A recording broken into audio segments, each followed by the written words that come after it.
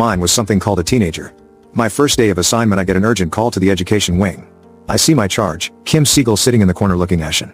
A Steifen was laid out on the floor with what looked to be an eraser sticking out of its third abdomen. They were removing it as I entered. I realized it wasn't just an eraser, it was a full pencil. Dang it. The other doctor had the Steifen. My job was Kim. I walk over to Kim. She looked to be in shock.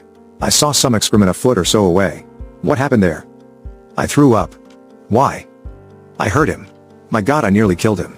I was tossing the pencil up and Psych came up behind me. Scared me half to death. I caught and threw the pencil. I guess Steifens aren't as dense as other species? That is correct, minimal force will penetrate a Steifen. And it looks like Psych will be okay. Why do you think you nearly killed him? That's what the other